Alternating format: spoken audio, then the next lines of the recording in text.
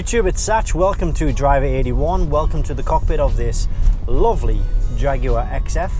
And today I'm going to talk about 9 things that will most likely fail in your particular Jaguar XF. It may come in handy if you just bought a Jaguar XF and want to know what you might expect, or indeed if you're looking to buy a Jaguar XF. One thing I would say is don't let this put you off if you are looking to buy a Jaguar XF, because all cars have problems. It's just I'm going to highlight the problems that this car has. And I'm going to try and keep it short and sweet, because I know a lot of my videos can ramble on a bit. So here goes, let's get into it. The first problem that a lot of owners have experienced, and this is actually a product or vehicle recall by Jaguar, and it is the shift knob selector. This can actually get stuck and remain in place in the lowered position, so it won't allow you to actually select drive or reverse. So unfortunately that car will need to go in for repairs and get the work done under the vehicle recall system. The second problem is relating to the battery. Owners have reported that the battery can actually drain because the electrical systems within the car fail to shut down correctly and therefore remain active and then drain the battery power. You may find this is a common theme as we go through. The electrical systems play a big part in this video. Okay, the next thing is the driver's fluid, which will actually stop working. This particular car doesn't give out any water at all, and I have researched this, and it is a big problem. I'm not sure what the exact issue is, but it obviously needs to be rectified, because if you're not getting any water squirting out of your squirters, then it's going to be an MOT failure in this country. So obviously that needs to be repaired and fixed, certainly in this vehicle. The fourth thing on the list is the Bluetooth, which will intermittently or randomly just stop working and therefore stop any phone calls or cut out any phone calls. Again, this is a known issue. One thing to bear in mind with the Bluetooth system is that some phones do have a Bluetooth sleep function enabled, so make sure it's not a problem with your phone, and make sure your phone isn't going into Bluetooth sleep mode, because that has been reported and a few people have resolved their issues by resolving that issue. Next is the electrical windows, the one touch system. Sometimes the window will not fully go up or fully go down if you select the correct option.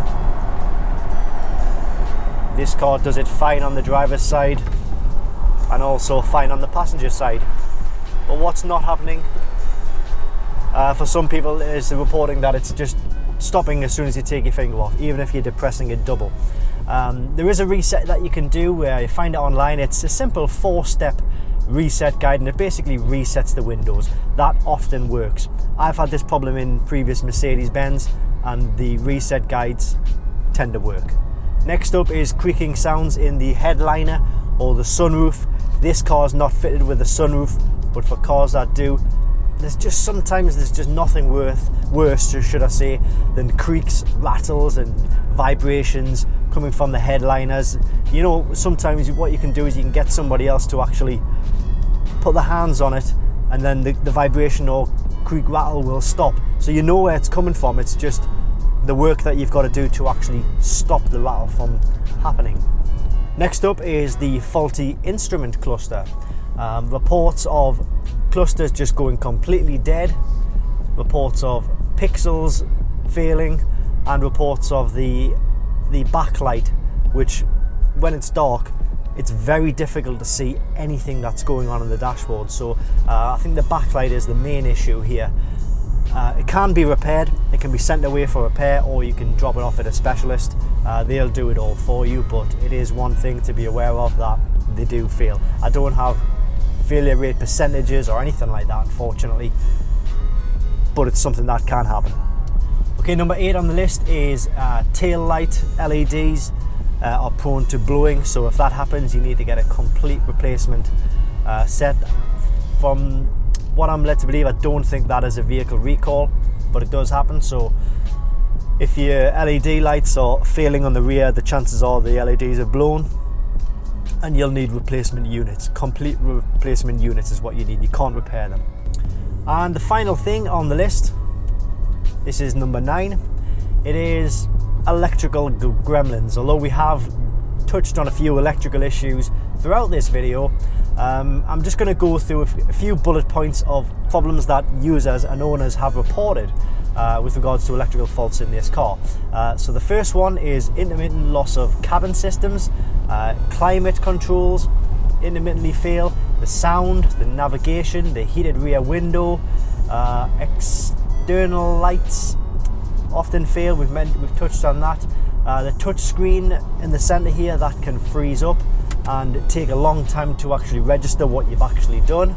The constant error messages that you're getting on the screen, I mentioned in one of the previous videos that just in 2 days of having this car, I was getting check engine light and brake warning lights. So they're constantly, for some users, constantly coming off and going on.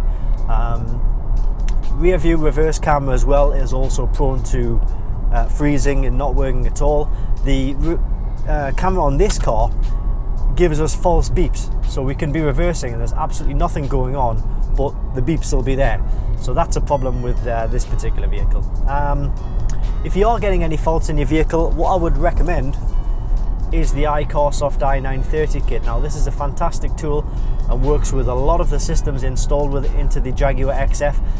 The main systems of course being engine, airbags, ABS, transmission, parking modules, suspension faults even, so it's definitely worth checking into. I'll put the link directly to this kit in the link below the video, but it's available at Diagnostic World, www.diagnostic-world.com.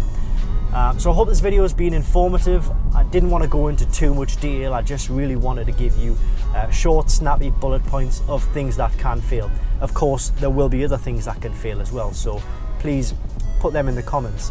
If you've had similar experiences, please tell us about them and tell us specifically what Jaguar XF owners should be looking out for with regards to when they're going to test drive the car and actually testing all the systems to make sure they're working before they make a decision on purchasing the car.